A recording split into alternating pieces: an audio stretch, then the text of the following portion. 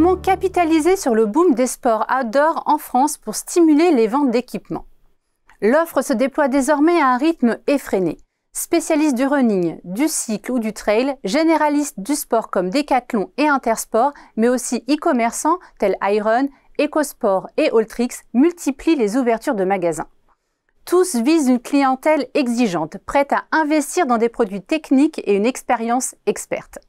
Mais cette logique d'expansion pourrait bientôt montrer ses limites.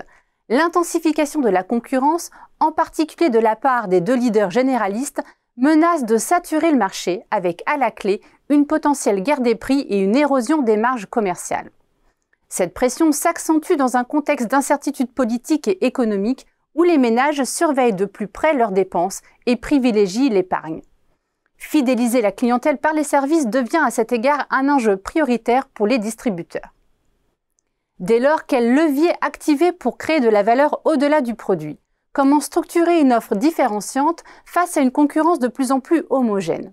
Et quelles perspectives se dessinent pour ce marché d'ici 2027? Dans cette nouvelle étude de la collection Focus, les consultants de Xerfi ont notamment analysé les stratégies de croissance des distributeurs spécialisés et multisports. L'expansion des réseaux et la création de nouveaux concepts constituent un premier levier, porté par le lancement d'enseignes spécialisées par les multispécialistes et par le développement des réseaux des grandes marques. Cette logique d'expansion s'illustre notamment à travers les initiatives de Decathlon avec son concept dédié au running ou encore de GoSport et son concept GoSport Outdoor. L'heure est aussi à la mise en place de parcours véritablement omnicanaux visant à construire un commerce unifié associant la puissance du e-commerce dans les enseignes traditionnelles et l'ouverture de points de vente pour les acteurs nés en ligne. Enfin, l'accent est mis sur les services autour du sport et de l'économie circulaire. Applications de coaching, voyages sportifs, location et revente de matériel connaissent un engouement certain, à l'image d'Alltrix qui a investi le marché de la seconde main grâce au rachat de Troc Vélo.